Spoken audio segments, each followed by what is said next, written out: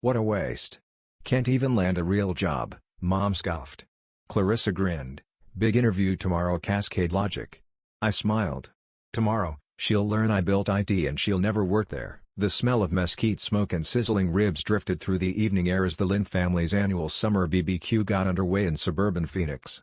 Laughter echoed off the back patio walls, children darted between lawn chairs, and uncles nursed beers while debating fantasy football drafts.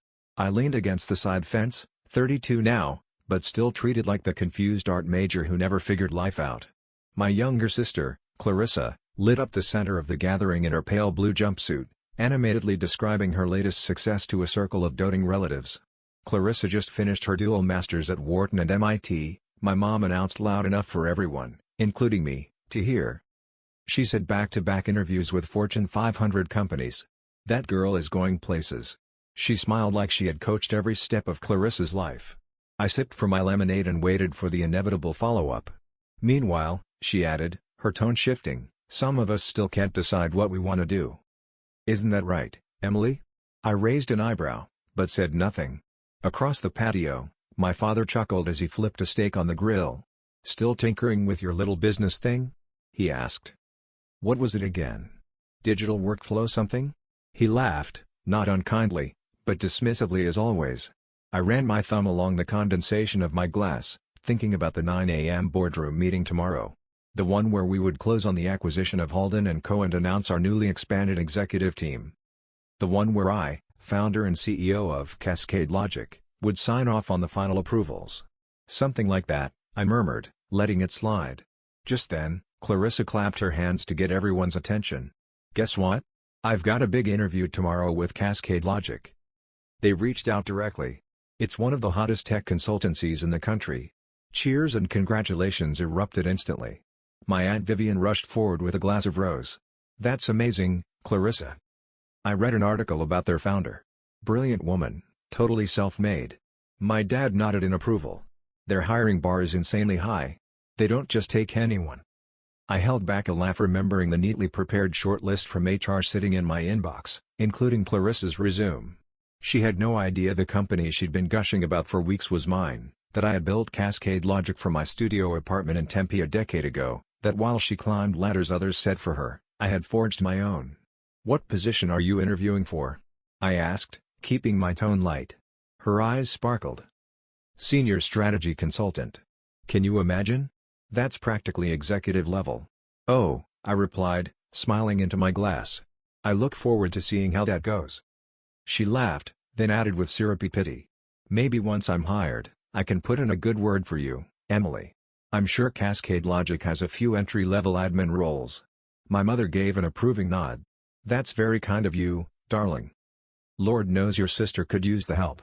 32 and still, she trailed off, gesturing vaguely in my direction, whatever this is.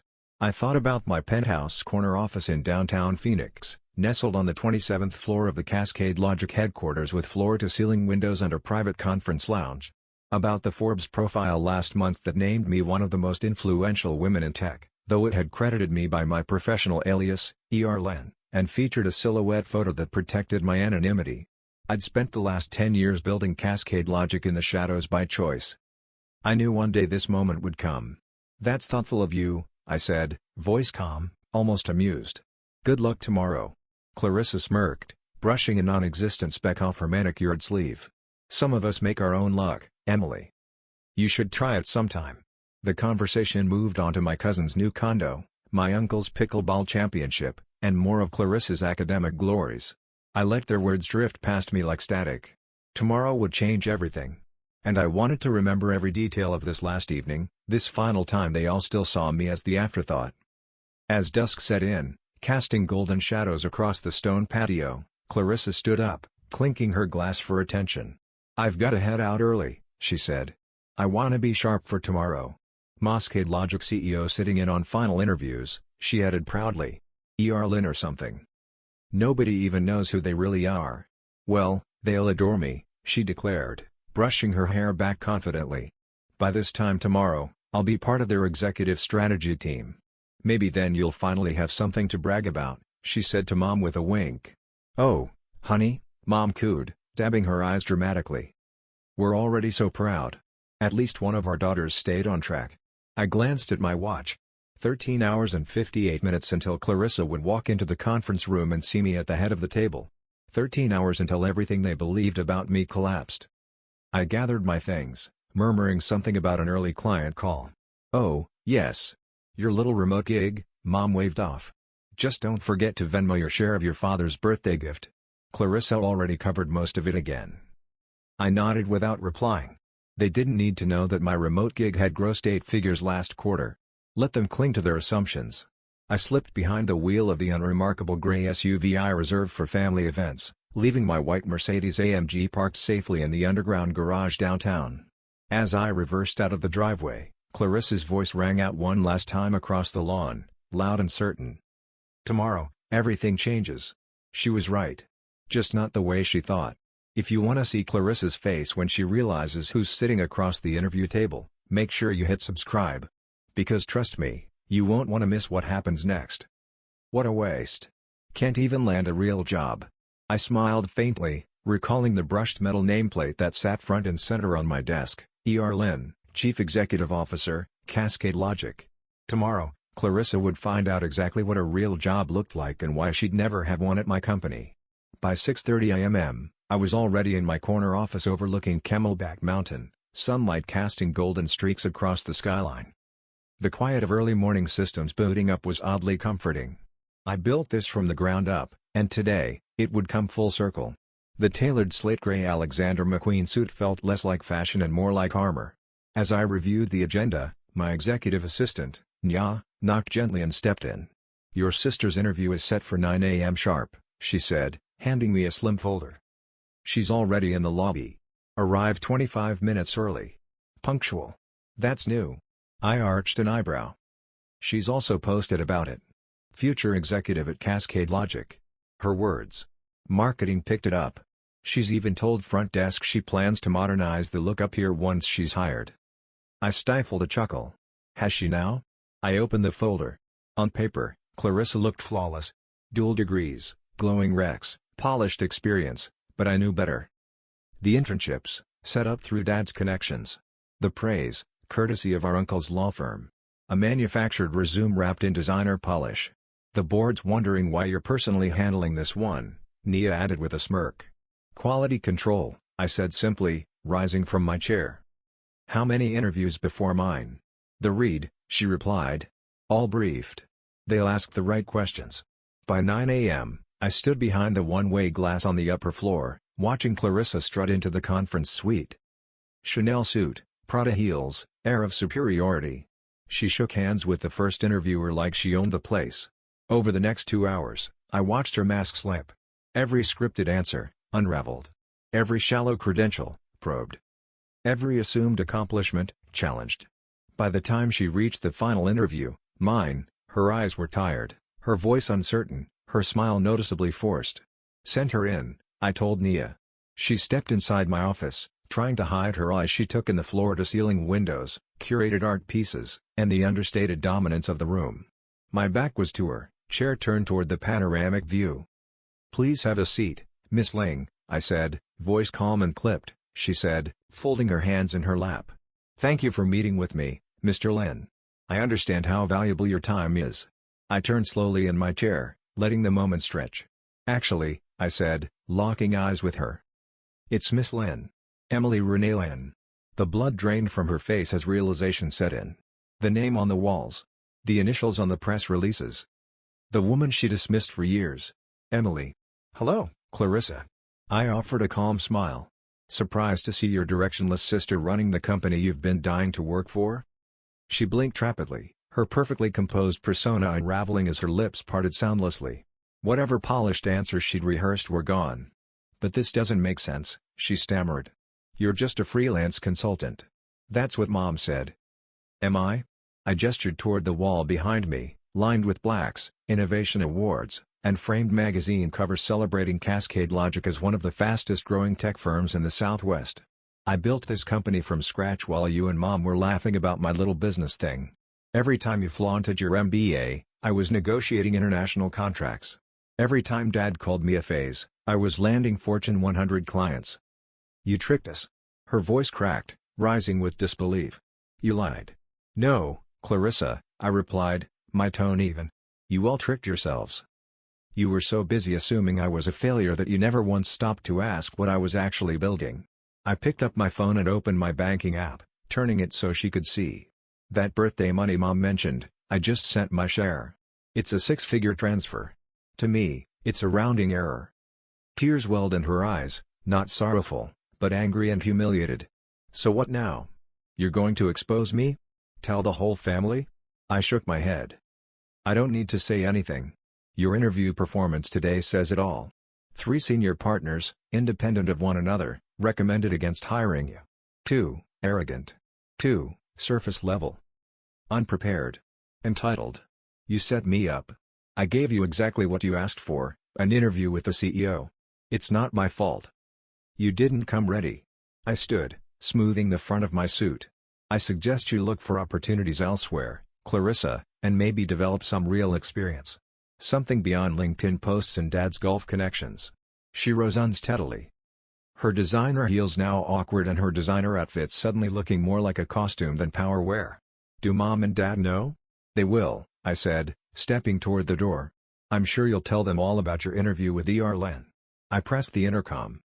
"Nia, please escort Miss Lynn out and cancel my dinner plans with the family." "Yes, ma'am," Nia responded. "I've got a board meeting that needs my full attention."